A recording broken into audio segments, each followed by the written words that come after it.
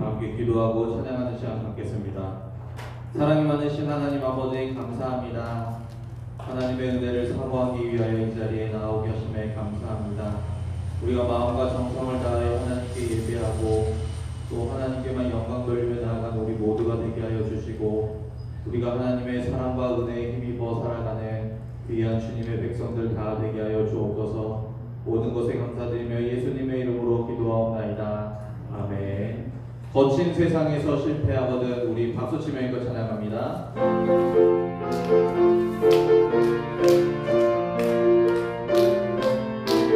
거친 세상에서 실패하거든 그 손 못 잡고 만져라. 모든 일 하다가 힘들어지니 그 손 못 잡고 만져라. 그 손 못 잡고 만져라. 그 손 못 잡고 만져라. 주가 널 지키며 인도하시니 그 손 못 잡고 만져라. 내가 어둠 속을 걸어갈 때에 그 손 못 잡고 만져라. 주가 참 평안을 내게 주시니 그 손 못 잡고 만져라. 그 손 못 잡고 만져라. 그 손 못 잡고 만져라.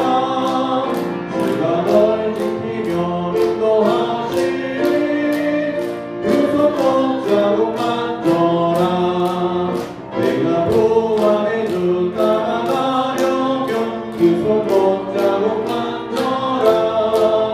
내가 안에서 미리 살리라.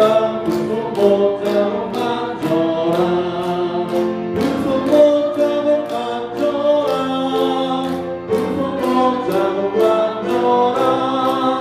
주가 널 지키며 인도하시니 그 손 못 잡고 만져라. 너의 죄악의 짐 무거울 때에 그 손 못 잡고 만져라. 마음껏 열고서 주를 모셔라. 그 손 못 잡고 만져라. 그 손 못 잡고 만져라. 그 손 못 잡고 만져라. 주가 널 지키며 인도하시니.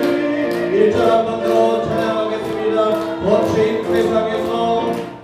세상에서 실패하거든 그 손 못 잡고 만져라.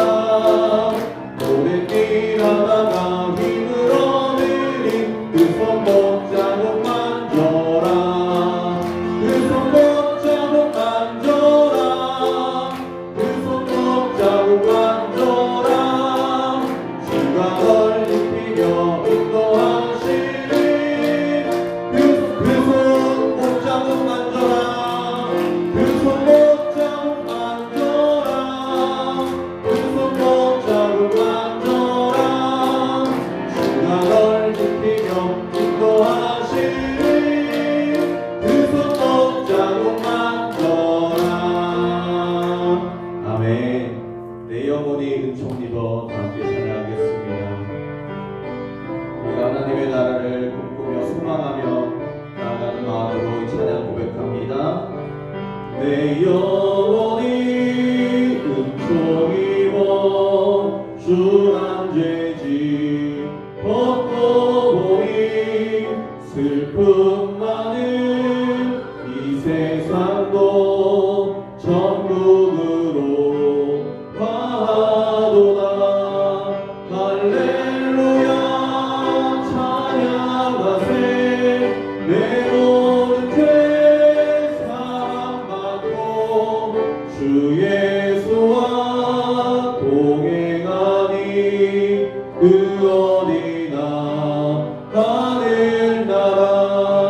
주의 얼굴 뵙기 전에 멀리 뵈던 하늘나라.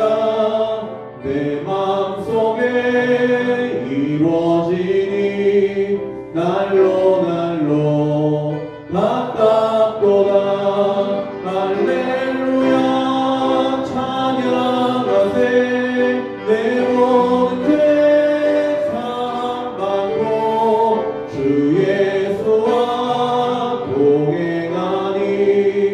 그 어디나 하늘나라 높은 산이 거친 들이 조막이나 궁궐이나 내 주 예수 모신 곳이 그 어디나 하늘나라 할렐루야 찬양하세 내 모든 죄 사함받고 주 예수와 동행하니 우리 한 번 더 찬양하겠습니다.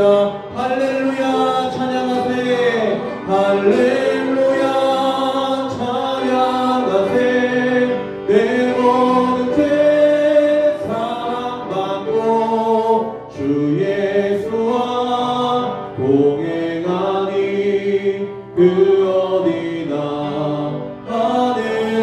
하늘나라. 우리 시간 합심하여 기도하겠습니다. 하나님을 위하여 살아가는 우리 모두가 되게 하여 주시고 날마다 하나님의 나라를 꿈꾸며 나아가는 우리 모두가 되게 하여 주시고 주님이 다스리시는 그 통치를 소망하게 하여 주옵소서. 이 시간 우리를 말씀으로 다스려 주시고 말씀 전하시는 권요한 목사님에게 성령의 충만함을 더하여 주시고 우리 모두는 그 말씀 간직하며 그 말씀 힘입어 승리하며 살아가게 하여 주옵소서. 주님의 이름 크게 한번 부르짖고 기도하겠습니다. 주여 사랑이 많으신 하나님 아버지 참 감사합니다. 하나님 아버지 우리를 주님께서 인도하여 주시고 예배의 자리로 주님께서 인도하여 주심에 감사합니다. 하나님 아버지 우리가 날마다 하나님의 나라를 꿈꾸며 소망하게 하여 주시옵소서. 하나님의 통치와 하나님의 다스리심을 날마다 소망하며 살아가게 하여 주시옵소서. 하나님 아버지 우리가 거하고 있는 이 땅과 또 우리 마음 가운데 하나님의 나라가 임하기 원합니다. 하나님 아버지 우리가 온전히 주님의 말씀을 힘입어 살아가는 우리 모두가 되게 하여 주시옵소서. 말씀하시는 권요한 목사님 영광에게 강건함과 성령의 충만함을 더하여 주시고 하나님 아버지 우리는 그 말씀을 힘입어 살아가게 하여 주시옵소서. 아버지를 도와주시고 인도하여 주시고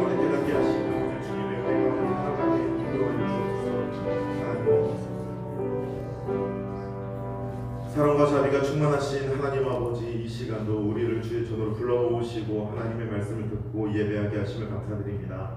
주님의 그 충만하신 은혜 가운데서 또한 주님의 말씀을 듣게 될 때에 깨닫게 하여 주시옵소서. 모든 것을 예수님의 이름으로 기도드립니다. 아멘.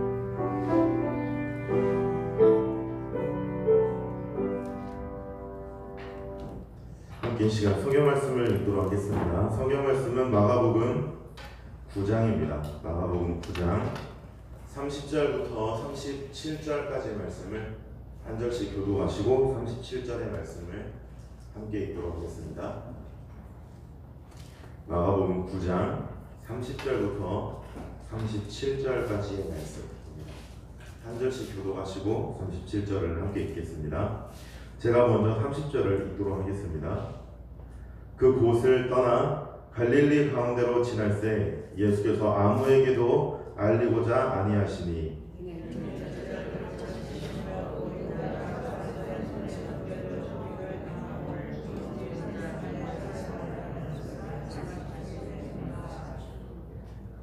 그러나 제자들은 이 말씀을 깨닫지 못하고 묻기도 두려워하더라.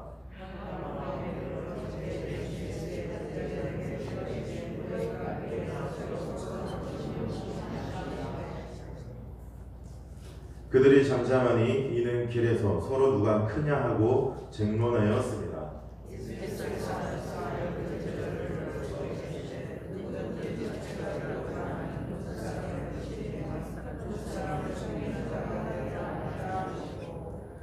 어린아이 하나를 데려다가 그들 가운데 세우시고 안으시며 제자들에게 이르시되 누구든지 내 이름으로 이런 어린아이 하나를 영접하면 곧 나를 영접하며 누구든지 나를 영접하면 나를 영접함이 아니요 나를 보내신 이를 영접함이니라. 아멘. 오늘 우리가 살펴보는 본문에는 하나님의 나라를 바라보는 예수님의 태도와 또 하나님의 나라를 바라보는 제자들의 상반된 태도가 등장하고 있습니다. 제자들이 하나님의 나라에 대해서 생각하던 모습은 서기관들이나 제사장들과 생각했던 모습이 다르지 않았습니다. 그들이 생각했던 하나님의 나라는 이 땅에 임하는 하나님의 나라였고, 다윗 왕국처럼 칼과 창을 가지고 있는 나라였고, 부귀와 권세와 영화를 누리는 하나님의 나라였습니다. 하지만 예수님께서 십자가 사역을 지실 때가 점점 가까이 오면서 예수님께서는 제자들이 그렇게 하나님의 나라를 왜곡되게 잘못 배운 그대로 살아가기를 원하지 않으셨습니다. 왜냐하면 이 제자들은 십자가 사역을 감당하신 이후에 온 세계 땅끝까지 보내면서 하나님의 나라를 전할 복음의 일꾼들이 되기 때문입니다. 하나님의 나라를 전할 사람들이 하나님의 나라를 잘못 깨닫고 있고 왜곡된 대로 잘못 배운 대로 가지고 있다면 잘못 배운 그 하나님의 나라를 다른 사람들에게도 전할 것이었기 때문에 예수님께서는 그들에게 하나님의 나라가 어떠한 모습인지에 대해서 제대로 알려주고 싶으셨습니다. 제자들과 함께 오늘 우리가 읽은 본문 이전의 내용, 또 우리가 읽은 본문 이전의 시간들의 흐름에 따라서 사람들을 고치시고 회복시키시고 하나님과의 관계를 다시 회복시켜서 하나님 앞에 나아가 예배를 드리고 제사를 드릴 수 있도록 만드시는 이 과정들, 또 물 위를 걸어오시고 오병이어의 기적을 일으키셔서 하나님의 능력을 보여주시는 이 일들을 통해서 예수님께서 제자들에게 보여주려고 했던 것은 하나님의 나라가 어떠한 것이고, 또 그 하나님의 나라에서 왕 되신 예수님은 어떠한 분이시며, 그 하나님의 나라를 누릴 하나님의 제자된, 하나님의 택함 받은 백성들은 이 세상에서 어떤 존재이고 어떻게 살아야 되는지를 말씀해 주려고 하셨습니다. 그들은 예수님께서 기적을 보여주시면 곧 깨닫는 것 같았지만 시간이 지나고 뒤돌아보면 전혀 깨닫지 못하는 모습이 나오는데, 오늘 우리가 읽은 본문에서 그런 모습들이 도드라지게 등장합니다. 그래서 예수님께서 제자들에게 먼저 보여주신 모습은 하나님의 나라를 대하는 백성으로서의 자세를 보여주십니다. 이 제자들이 하나님의 나라에 대해서 가지고 있었던 기대와 또 기쁨, 열망 같은 것들은 모두 다 자기들이 그 나라에서 누리게 될 것들 때문에, 영화 때문에 기대하고 있었던 것입니다. 하나님의 나라를 제대로 알고 있지 못했기 때문에 이 제자들의 마음속에 가지고 있는 것은 그저 잘 먹고 잘 사는 것이었습니다. 부귀 영화를 누리고 큰 소리를 치며 떵떵거릴 수 있는 자유함, 성경이 말하고 하나님께서 말하시는 자유함은 아니죠. 세상에서 얼마든지 보고 배울 수 있는 자유를 하나님의 나라에서 누리고 싶었습니다. 그런 모습들을 보면서 예수님께서 제자들에게 말씀하신 것이 아니고 보여주신 것이 있는데, 그것은 무엇이냐면 예수님께서 하나님의 나라를 순종하는 모습을 보여주신 것입니다. 30절을 우리가 본문에 처음 나온 30절을 보면 그 곳을 떠나 갈릴리 가운데로 지날세라고 하는 상황을 보여줍니다. 이 갈릴리라고 하는 지역은 특별히 구약시대에는 외침을 많이 받았던 곳이고, 또 그래서 절망이 가득했던 곳이었지만, 신약시대에는 예루살렘에서 메시아를 기다리던 사람들이 예루살렘의 정치와 또 정세를 보면서 환멸을 느껴 오직 메시아만을 기다리기 위해 예루살렘에서 떠나서 정착했던 것이 갈릴리였습니다. 갈릴리라고 하는 것은 하나님의 나라를 소망하고 기다리는 사람들이 많이 모여 살았던 동네입니다. 그런데 이 갈릴리를 지나면서도 또 한 가지의 특징은 사마리아를 거치지 않으려고 하는 거죠.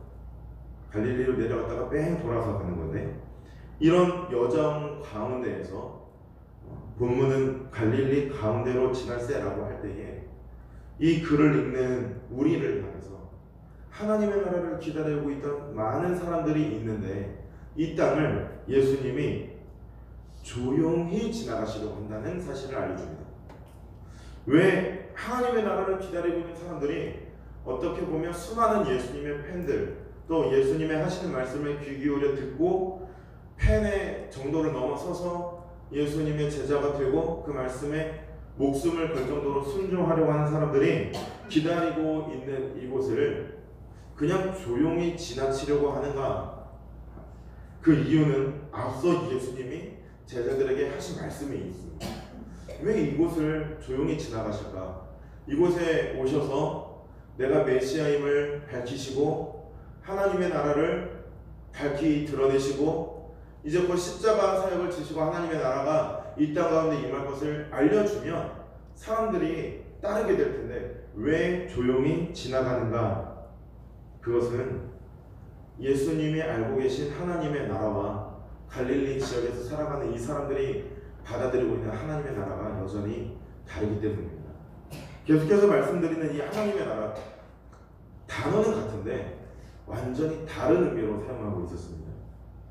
예수님이 제자들에게 한 가지 말씀을 해주신 것이 있는데 이전까지는 내가 누군가의 손에 의해서 죽임을 당한다 라는 이야기를 했었습니다.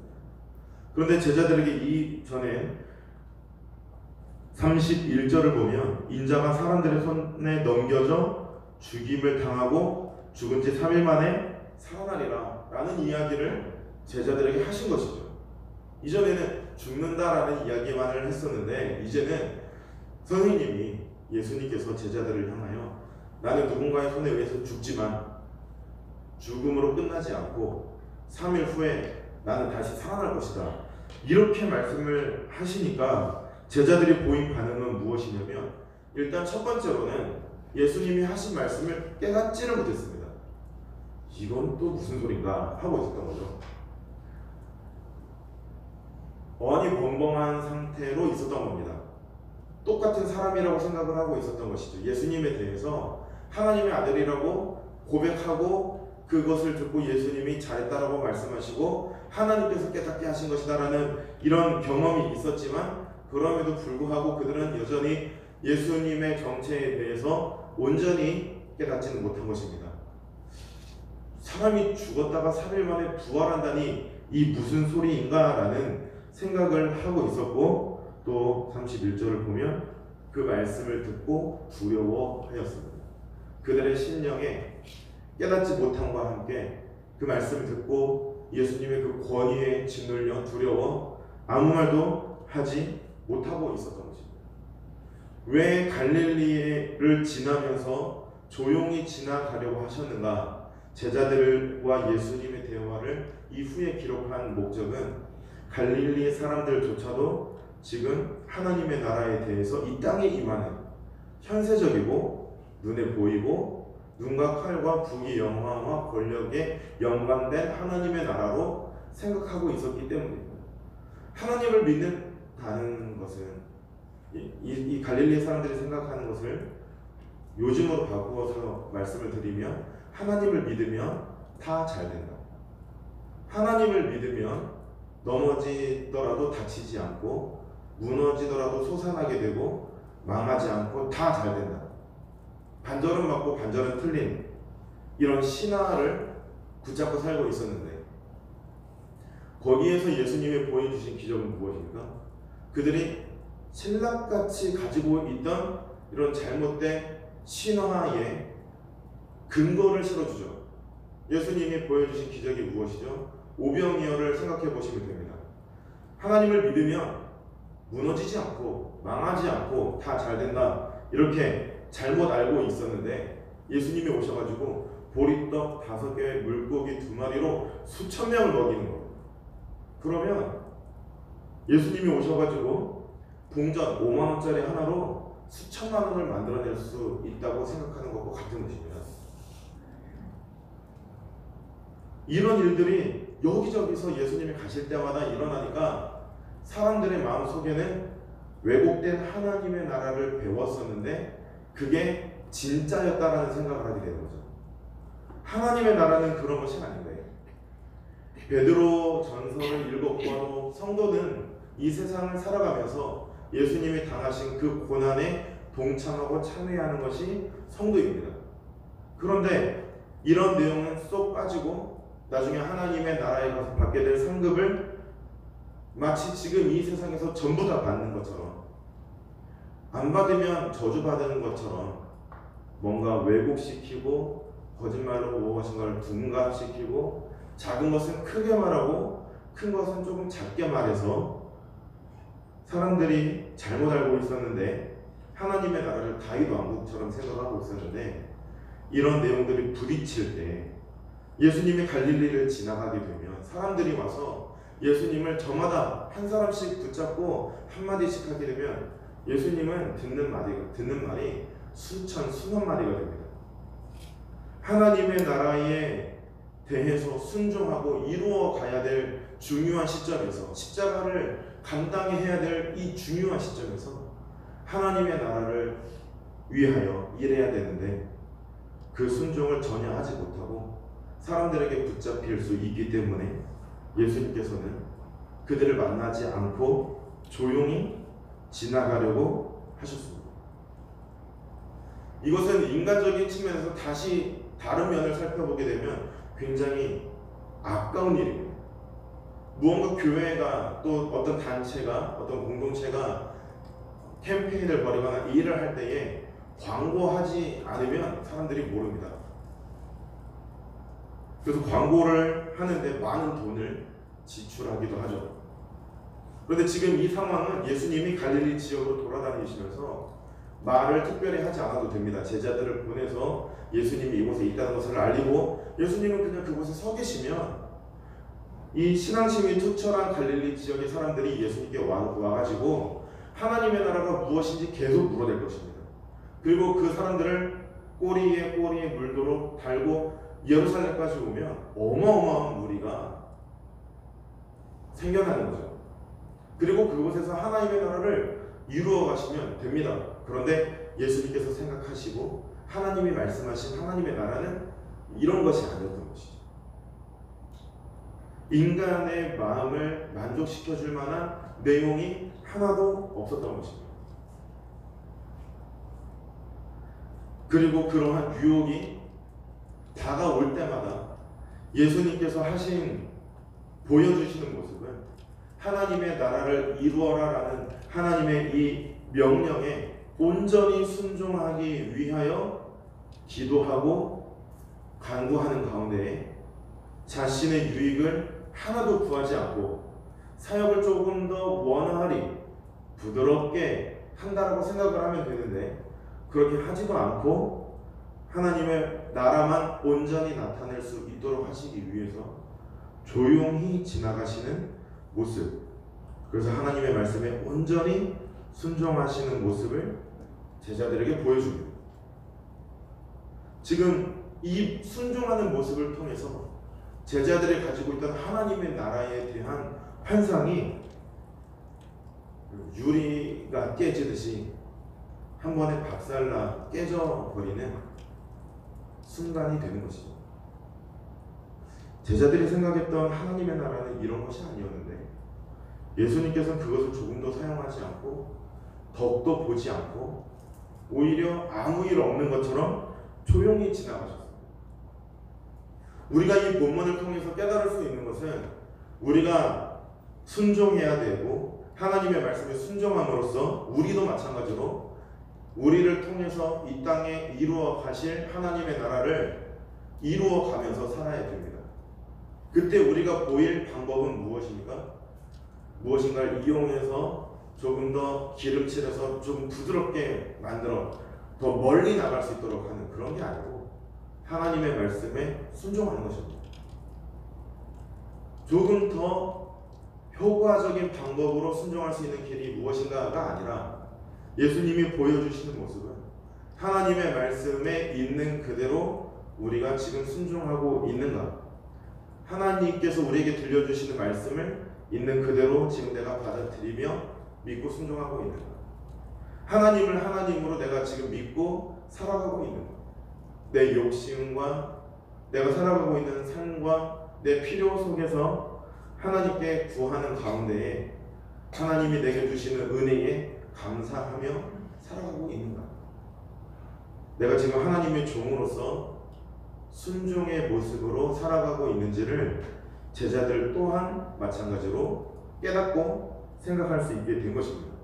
그런데 이런 자리에서 제자들이 그것을 깨닫고 또 순종하고 깊이 묵상하고 생각했는지, 아니면 예수님이 이렇게 들려주시고 보여주시고 깨닫게 하시는데도 불구하고 전혀 깨닫고 있지 못하는지 그 다음 장면을 보면 방어할 수 있습니다. 예수님이 제자들과 이야기를 하시는데 33절을 보면은 제자들에게 물으시되 너희가 길에서 서로 토론한 것이 무엇이냐? 라고 물어보십니다. 제자들의 목소리가 하도 커서 자기들끼리 이야기하는 거였는데 예수님이 다 들으셨습니다. 저도 그렇습니다. 제 목소리가 굉장히 작다고 생각을 하고 있거든요. 저희 집에 가면 제 목소리가 제일 작습니다. 우리 아버지가 제일 크고 어머니는 작은 듯 하나 크시고 내 동생은 원래 큽니다. 저는 그 가운데 끼면 굉장히 작은 목소리예요. 그래서 친구들이랑 서울에서 돌아다니면서 대학생 때 이야기를 하고 돌아다니면 항상 말합니다. 너 목소리 엄청 커. 조용히 좀 하라고 말을 하거든요. 이 제자들도 마찬가지고 뱃사람들도 있었고 또 세리도 있었습니다. 관원도 있었죠. 그 배에서 일할 때 조그마한 목소리로 이야기하면 안 됩니다. 하나 둘 셋 말해서 그물을 당겨야 되는데 속으로 하나 둘 셋 당겨 뭐라고 말하는지 아무도 모르죠. 그러면 큰 사고가 납니다. 배에서 굉장히 목소리가 컸어야 되는데 자기들끼리 이야기하는 거였습니다. 예수님 다 들으실 수 있는 정도로 이 사람들이 큰 목소리로 이야기하는 것 같아요. 예수님이 제자들과의 이야기를 대화를 이어가시기 위해서 아까 오는 중에 길에서 나눈 이야기가 무엇이냐라고 물어보셨는데 제자들이 이에 대해서 아무런 대답을 할 수 없었어요. 왜냐하면 예수님께서 그렇게 십자가와 죽음과 부활과 하나님의 나라 말씀 순종에 대해서 강조하고 계시는데도 불구하고 이 사람들이 한 얘기가 뭐냐면 누가 하나님의 나라에서 첫째 자리에 앉을 것인가 였습니다. 예수님이 옆에서 직접 들리는 목소리로 알려주시고 지도해 주셔도 깨달았습니까? 못 깨달았습니까? 전혀 못 깨달았습니다. 예수님이 말씀하시는데도 불구하고 이 제자들이 나눈 이야기가 뭡니까? 그 천국에 가면 하나님의 나라가 이루어지면 거기서 이 첫 번째 자리, 가장 높은 자리는 내 거다 라는 걸 두고 싸운 거죠. 이런 이야기가 불붙은 이유는 예수님이 3명의 제자들만 데리고 나머지는 놓고 가시면서 위기감을 느꼈기 때문입니다. 그러니까 예수님께서 제자들을 데리고 기도하러 올라가실 때, 또 기도 끝나고 내려오셔서 말씀을 해주셔서 깨닫게 하실 때 제자들은 하나님의 나라에, 예수님이 바라보시는 하나님의 나라에 관심이 없다는 거죠. 지금도 하나님의 나라에 관심은 없습니다. 자신들이 생각하던 이 땅에서 내가 눈으로 보면서 헤롯 궁전에서 부귀영화를 누리던 저 사람들처럼 나도 한몫 차지할 거다 라는 생각이 여전히 이 제자들의 마음속에 가득히 담겨 있었습니다. 바리새인들, 서기관들과 전혀 다를 바가 없는 거죠. 그리고 이 제자들의 생각은 뭐냐면 예수님이 십자가를 지신다고, 곧 죽으시고 부활하실 때가 곧 다가온다고, 그러면 이 문제에 대해서 확실히 선을 그어야 될 때는 지금이다. 이제 오늘 지나면 이 이야기는 이제 늦었다 라고 생각해서 더 서둘러 이야기를 한 겁니다. 예수님께서 절대 그렇게 생각하지 말라고 알려주시는데도 불구하고 제자들은 꼭 그렇게만 생각을 하고 있는 거죠. 그래서 예수님이 천국에서 누가 더 큰지 알려주십니다. 2가지를 말씀해 주시는데, 첫 번째는 첫째가 되고자 하면 못 사람의 끝이 되어 모든 사람들을 섬기는 자가 되어야 한다라고 말씀해 주셨습니다. 첫 번째 자리에 앉고 싶다면 말석에 앉으라는 것입니다. 말석에 앉으라는 의미는 그냥 앉으면 되는 게 아니고 섬겨야 된다는 거죠. 주님께서 이렇게 말씀을 하셨는데도 불구하고 사람들은 이것에 대해서 오해했습니다. 교회사 중에서 중세시대에 한 교황이 이렇게 이야기를 했습니다. 지금도 교황은 모두 황금으로 된 옷을 입죠. 황금으로 된 관을 쓰고 굉장히 찬란하고 비싼 옷을 입습니다. 그런데 그 교황 자리를 두고 투표를 하는데 뽑힐 때까지 투표를 하거든요. 방 안에 들어가서 교황이 뽑힐 때까지 투표를 계속합니다. 하루든 이틀이든 일주일이든 1년이든 뽑힐 때까지 투표를 하는데 만장일치로 뽑힐 때까지 투표를 하는데 이 투표를 하기 위해 자기를 선전하면서 말하는 게 뭐냐면 나야말로 모든 사람을 섬기는 교황이 되겠다라고 말한 후에 교황의 자리에 올라서 유럽의 모든 교회를 다스리며 돈을 혼자서 다 가지고 사는 그런 사람이 등장했습니다. 모든 사람을 섬긴다라고 할 때에 섬긴다는 것은 말로 섬긴다는 말을 하는 게 아니라 예수님이 분명히 섬기는 모습을 보여야 한다고 명령해 주셨음에도 불구하고 그들은 말로만 섬기겠다라고 한 것이죠. 그리고 나서 예수님이 두 번째로 섬김의 자세를 구체적으로 설명해 주시는데 어린아이를 데려다가 안으시면서 천국에서는 이런 어린아이를 영접하는 것이 예수님을 영접하는 것이고 예수님을 영접하는 것이 나를 보내신 하나님을 영접하는 것이다 라고 말씀을 해주셨습니다. 이것이 바로 섬김의 자세라는 것인데 당시 어린아이의 위치를 보면 알 수 있습니다. 성경에서 말하는 어린아이 뿐만 아니라 우리나라를 두고 생각해 보아도 충분히 알 수 있습니다. 조선시대나 또 개화기 초 일제시대가 시작되었을 때에 우리나라에서 실제로 있었던 일은 집안에 먹을 게 없거나 술을 마시고 싶거나 이러면 집안에 있는 걸 내다 팝니다. 내다 파는데 속 같은 건 팔지 못하죠. 왜냐면 밥을 먹어야 되니까. 그러다가 팔다가 나중에 뭘 파는 줄 아십니까? 어린 아이들을 팔았습니다. 이게 100년 전에 한국에서 있었던 일입니다. 팔다가 장작 팔고 집에 물건 팔고 땅 팔고 하다가 나중에 팔 게 없으면 아이들을 술과 맞바꿔서 팔았습니다. 왜 그랬을까요?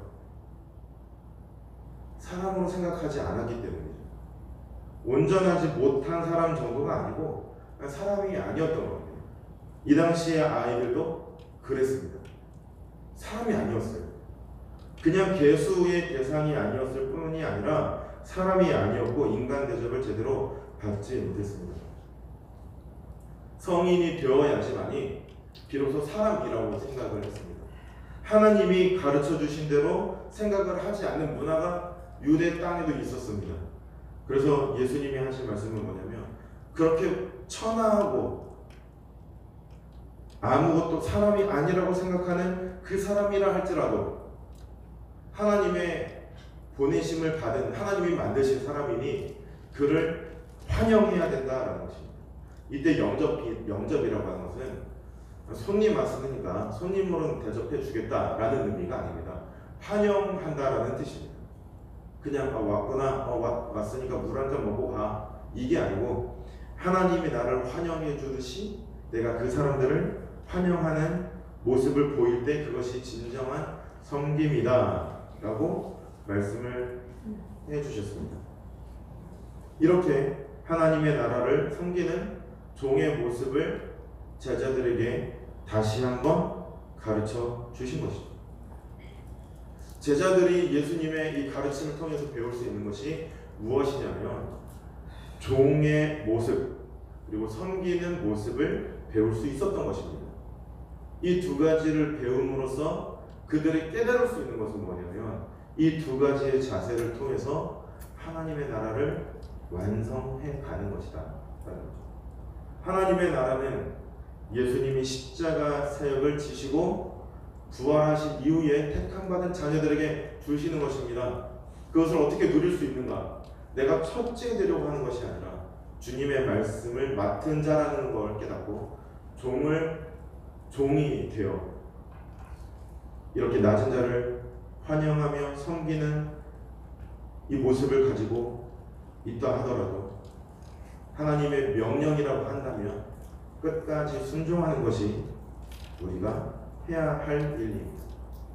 그렇게 될 때에 지금 이 제자들은 하나님의 나라를 잘못 바라보았지만 만약 그렇게 살아가게 된다면 예수님이 바라보시던 그 하나님의 나라를 같이 바라볼 수 있습니다.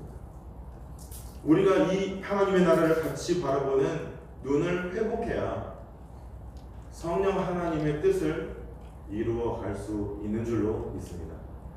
남은 한 주 동안에 살아갈 때에 하나님이 우리에게 주신 명령이 무엇입니까? 이 하나님의 나라를 이루어 가라는 것입니다. 가정에서, 직장에서, 자녀들과의 관계에서 우리는 이 하나님의 나라를 완성해 가야 됩니다.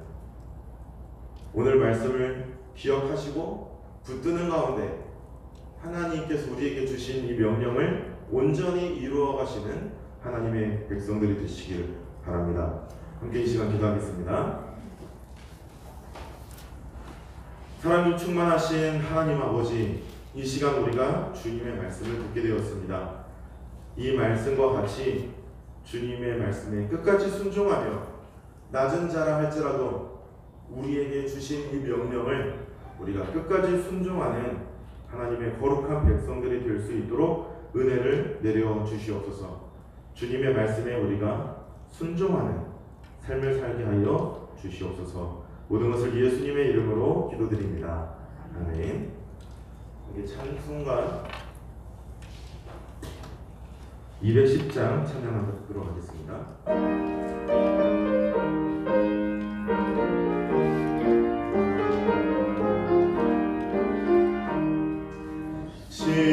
시온성과 같은 교회 그의 영광 한없다 허락하신 말씀대로 주같이 세웠다 반석 위에 세운 교회 흔들 자가 누구냐